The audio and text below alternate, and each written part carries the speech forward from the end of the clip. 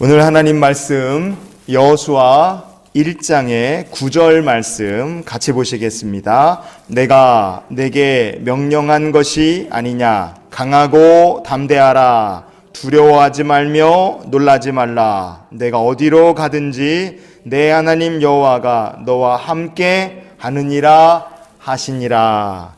아멘.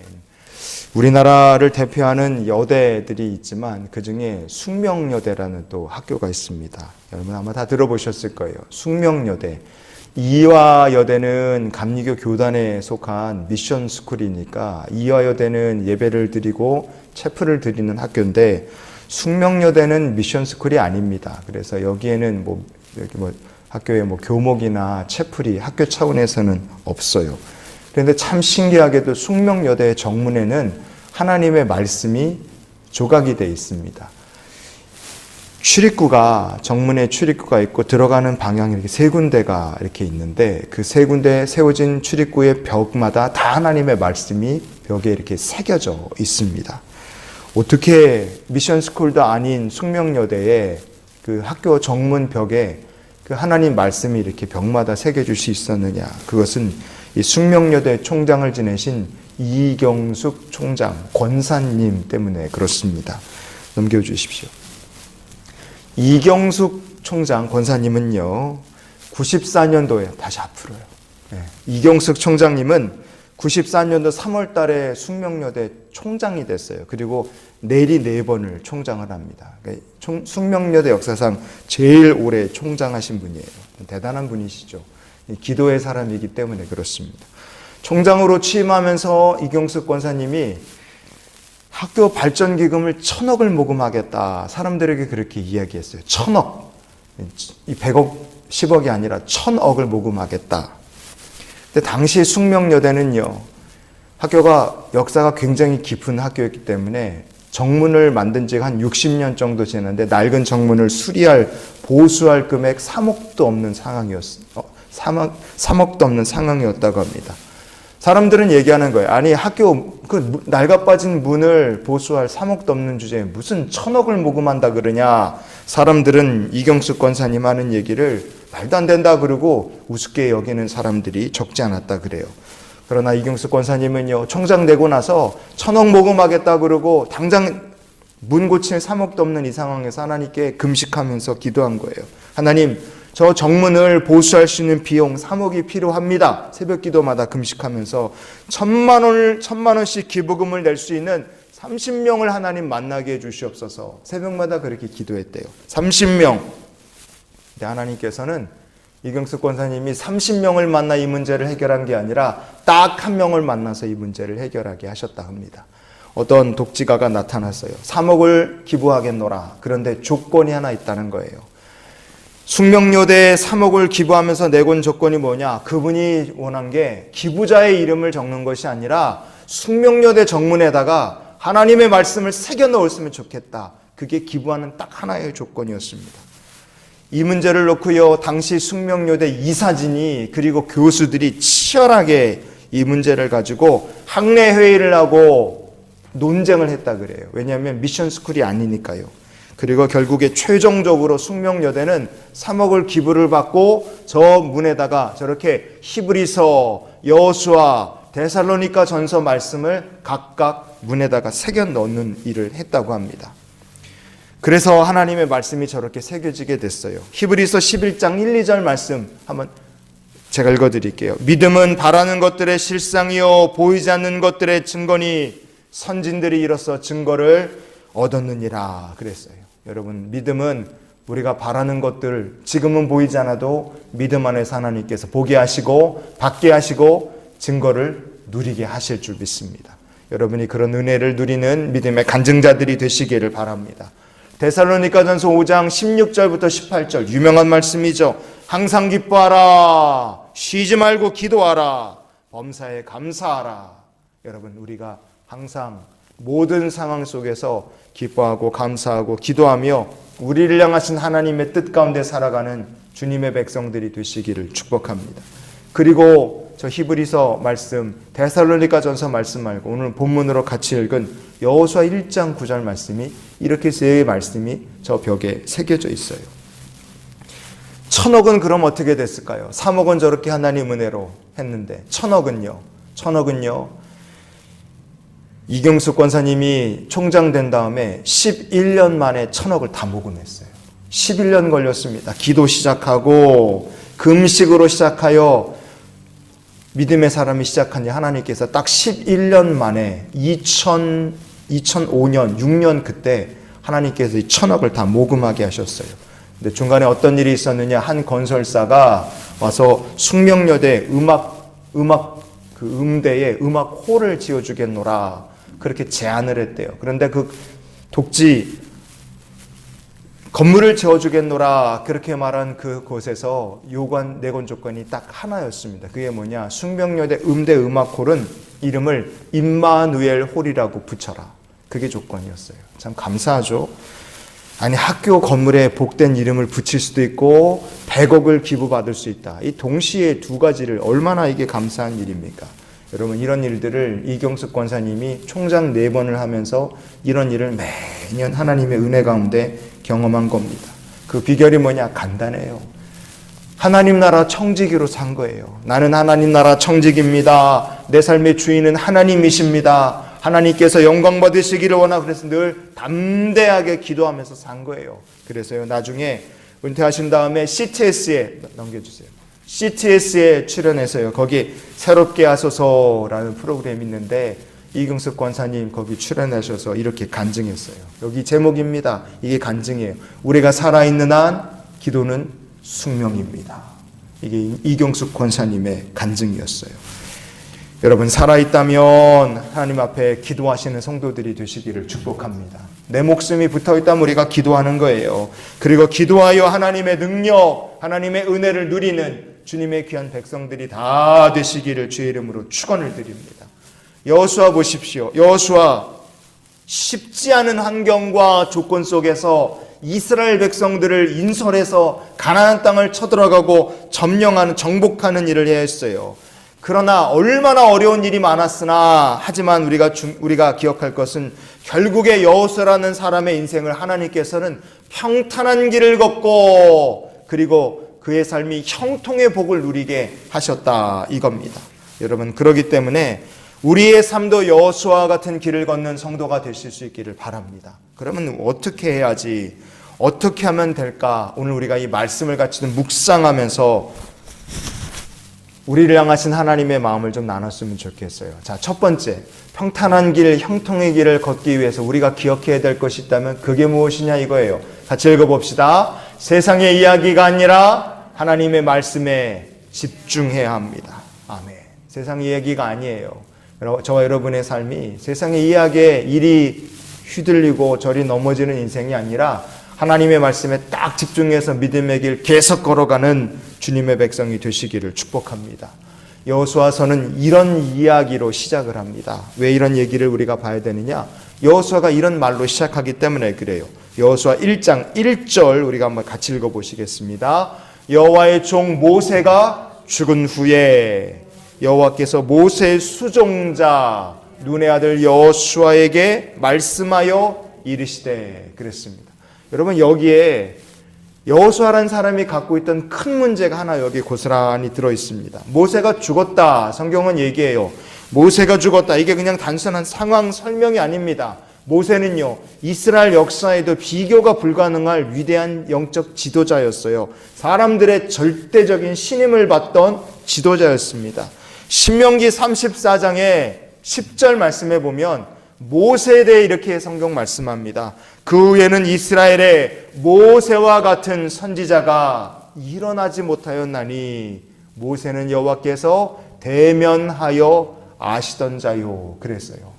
아니 세상에 이런 말보다 더 영광스러운 얘기가 어디 있겠어요. 모세 같은 선지자가 이스라엘에 일어나지 못했다. 하나님을 대면해서 알던 사람이다. 이게 얼마나 대단한 말입니까? 이 말이 이스라엘 백성들에겐 참 영광스럽고 복된 얘기일지 모르지만 딱 한 사람 모세의 뒤를 이어서 이스라엘 백성들을 인도해야 될 여호수아라는 사람 입장에서 보면 이 말은 정말로 넘을 수 없는 벽인 거예요. 자기가 뭘 하든지 누구랑 비교돼요? 모세랑 비교돼요. 여호사가 아무리 애를 써도요, 사람들은 누구랑 비교합니까? 모세랑 비교하는 거예요. 이게 사람 피말리는 일입니다. 2002년도에 우리나라 월드컵 4강 갔습니다. 그때 감독이 히딩크 감독이었어요. 그 히딩크 감독 이후로 2002년부터 2026년까지 해서 지난 24년 동안 우리나라의 월드컵 대표팀 감독이 15명 바뀌었어요. 한 사람당 2년도 못했습니다. 제일 오래 한 사람이 바로 벤투 감독. 우리 지난번 월드컵 때 저기 가서 원정에서 16강 갔던 그 벤투 감독이 제일 오래 했는데 그분이 3년 반 했어요. 나머지는 1년, 2년, 6개월, 한 달 하다 잘린 분도 있고요.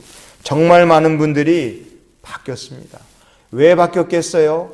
다른 거 아닙니다. 비교된 거예요. 그 히딩크 감독 얼굴 나온 페이지 좀 보여주세요. 누구랑 비교됩니까? 아무리 잘해도요. 성적 누구랑 비교합니까? 히딩크랑 비교하는 거예요. 월드컵 4강 갔는데 16강 갔다고 해서 까이고요.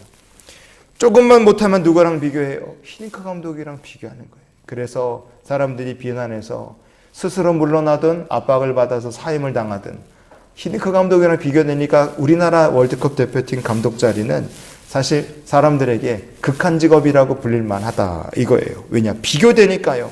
여러분, 사람이 내가 남과 비교가 된다. 여러분, 그거 자체가 엄청나게 스트레스 받는 일이에요.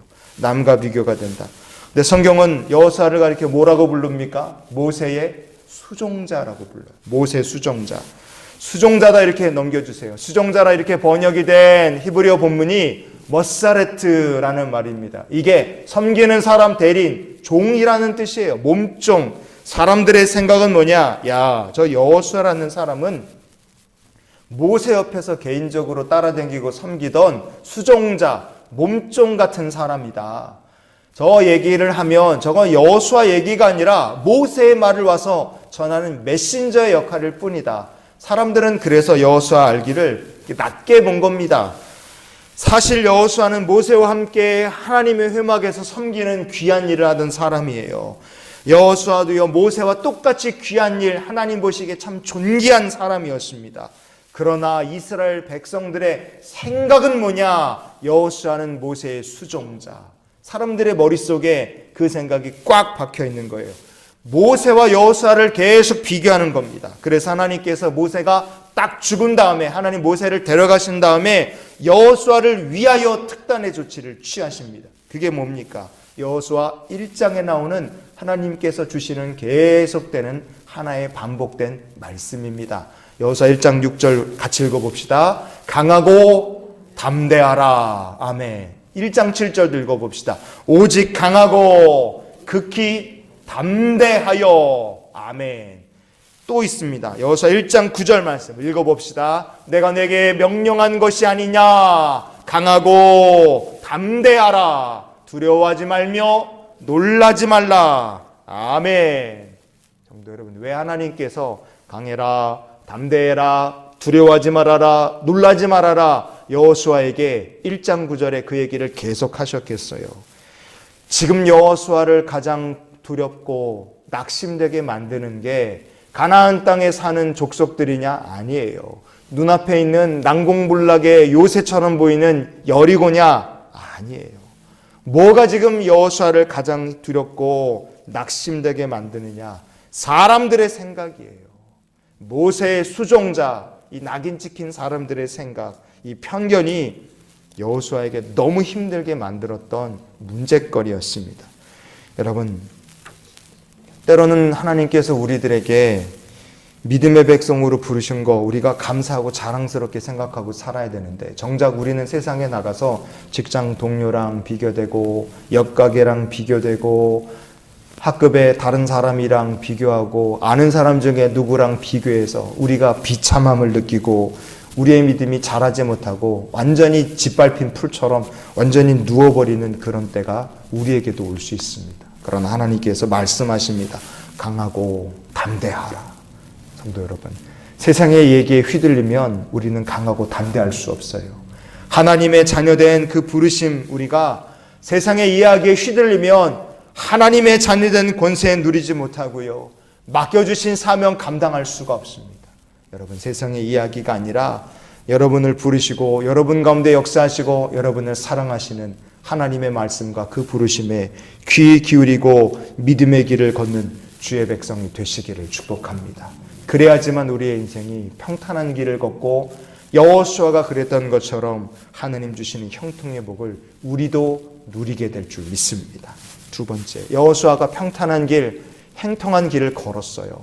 과연 우리가 그 여호수아의 삶에서 무엇을 기억하면 좋겠습니까? 같이 읽어봅시다. 눈에 보이는 것이 아니라 복을 주시는 하나님을 의지해야 합니다. 눈에 보이는 것, 세상의 얘기만 듣다 보면 눈에 보이는 것밖에 안 보입니다. 그러나 주의 말씀에 집중할 때 우리를 복 주실 하나님께서 영의 눈으로 우리가 분명히 보게 될 줄 믿습니다. 그리고 간증하게 될 거예요. 모세가 죽었노라. 여호수아서가 그렇게 시작하잖아요. 사람들은 여호수아를 가리켜 모세의 수종자다 그렇게 부릅니다. 그럼 요거만 여호수아가 극복하면 모든 문제가 다 해결됐느냐? 아니에요. 극복할 문제는 또 있었습니다. 모세가 딱 죽었다 넘겨주십시오. 그 시점을 중심으로 해서 여호수아와 이스라엘 백성들이 만나게 된 또 다른 문제, 생각지 못했던 문제 두 가지가 있었어요. 그게 뭐냐? 하나는요, 신명기 31장에 15절 말씀 넘겨주십시오. 같이 읽어봅시다. 시작. 여호와께서 구름 기둥 가운데서 장막에 나타나시고 구름 기둥은 장막문 위에 머물러 있더라. 아멘. 출애굽의 과정 모든 순간순간마다 이스라엘 백성들 앞에 구름 기둥과 불 기둥으로, 멈추면 회막 위에 구름 기둥과 불 기둥으로 하나님께서 40년 동안 함께 하셨어요. 그런데 모세가 죽고 이 신명기 31장 15절 모세의 고별 설교 아닙니까? 마지막 모세의 고별 설교, 이때까지는 구름 기둥 얘기가 나오지만 이 뒤로 성경에서 구름 기둥 얘기가 사라집니다. 모세가 죽고 나서 뭐가 사라진 거예요? 같이 늘 보고 늘 따라가던 은혜의 증거, 하나님의 임재 상징하는 구름 기둥이 싹 사라진 거예요. 여러분, 이거 사람들에게 너무나 큰 충격이고 두려움이었을 거예요. 왜? 매일 보던, 당연하게 여기던 것이 사라졌다? 그거 두려움입니다. 그걸 극복해야 했어요. 모세의 죽음과 함께 구름 기둥만 사라졌느냐? 그렇지 않습니다. 또 하나 사라졌어요. 여호수아 5장 12절 말씀도 우리가 읽어봅시다. 또 그 땅에 소산물을 먹은 다음 날에 만나가 그쳤으니 그랬어요. 만나가 그쳤다. 이스라엘 백성들이 요단강을 건너서요 길갈에 진을 칩니다. 그곳에 할례를 행하고요 그 땅에서부터 그 땅의 소산을 먹기 시작했어요. 그랬더니 참 놀랍게도 지난 40여 년 동안 광야에서 하나님 내려주셨던 만나가 그 땅의 소산을 먹는 그 시점부터 딱 끊어졌다 이거예요. 이거는요, 눈에 보이던 구름 기둥이 사라진 것보다 더 큰 충격이었을지 모릅니다. 왜냐하면 이건 매일 먹던, 매일 내가 직접 체험하던 은혜의 증거가 싹 사라졌기 때문에 그래요. 여호수아와 백성들이 극복해야 될 것이 무엇이냐? 여호수아 개인에게는 모세의 수종자라는 사람들의 편견 극복해야 됐고, 여호수아도 그렇고 이스라엘 백성 전체도 하나님께서 늘 당연한 듯 보여주셨던 은혜의 구름 기둥 증거와 매일 먹던 만나가 사라지는 이런 증거들이 다 사라진 두려움을 극복해야 했다 이겁니다. 그러나 여호수아라는 사람 입장에서 보면 이게 얼마나 힘든 순간이었겠습니까? 그러나 하나님께서는 여호수아에게 야, 너 눈에 보이는 증거가 아니라 이거에 집중을 해라, 이거를 의지해라 하나님 말씀하십니다. 그게 뭡니까? 오늘 말씀 여호수아 1장의 8절과 9절 말씀을 같이 보시겠습니다. 시작. 이 율법책을 내 입에서 떠나지 말게 하며 주야로 그것을 묵상하여 그 안에 기록된 대로 다 지켜 행하라. 9절. 그리하며 내 길이 평탄하게 될 것이며 내가 형통하리라. 아멘. 여기까지 읽겠습니다. 성도 여러분, 평탄한 길을 걷고 인생의 형통의 복을 받는 비결이 다른 데 있지 않습니다. 눈에 보이는 은혜의 증거가 다 사라졌다 할지라도 내가 지금 넘어야 되고 극복해야 될 문제들이 정말로 너무나 크고 그래서 나를 두렵게 한다 할지라도 평탄한 길을 걷고 형통의 복을 받는 성도들은 눈에 보이는 것이 아니라 하나님을 집중하고 사람의 이야기, 세상의 이야기가 아니라 주의 말씀, 율법의 책에 기록된 이 말씀, 우리의 심령에, 마음에 직접 때리시고 이야기하시는 이 말씀에 귀를 기울이는 사람들인 줄 믿습니다. 하나님께서 가나안 땅을 정복해 들어가는 그 귀한 일을 해야 될 여호수아, 그러나 두려워하고 낙심하고 있던 여호수아에게 주신 말씀이 이거에 귀를 기울이고 주의 인도하심을 순종하며 따라가라는 말씀이었어요. 여호수아 그렇게 해서 그의 인생이 평탄한 길이 됐고 그의 삶이 형통한 삶이 됐습니다. 저도 여러분의 삶도 그렇게 여호수아와 같이 하나님의 말씀에 귀 기울이고 주의 길을 따라가는 성도가 될 수 있기를 원합니다. 그래서 우리가 이런 기도를 한 주간을 살았으면 좋겠어요. 같이 한번 읽어봅시다. 주님, 우리가 말씀에 집중하며 늘 하나님을 가까이 하게 도우소서. 아멘. 여러분, 하나님께서 여호수아에게 말씀해 주신 평탄한 인생길의 비결 다른 데 있지 않습니다. 형통의 복을 받는 비결 바로 이 기도의 제목에 다 들어 있습니다. 늘 하나님 말씀에 집중하며 이번 한 주간도 사시는 성도들이 되시기를 축복합니다. 늘 하나님께로 가까이 나아가는 주의 백성들이 되시기를 바라요. 두려운 일은 언제나 우리의 삶에 찾아오고 또 찾아옵니다. 다른 사람들과 비교하는 거, 이거는 우리가 교회 바깥으로 나가자마자 매일 만나는 일상이에요. 넘어야 될 벽입니다. 그러나 중요한 것은 한번 따라해 주십시오. 하나님께서 우리와 함께 하신다. 아멘. 하나님 우리와 함께 하십니다. 그러니 여호수아가 그랬던 것처럼 하나님을 의지하여 평탄한 길을 걷고 형통의 복을 누리는 주님의 귀한 백성들이 다 되시기를 예수님의 이름으로 축원을 드립니다.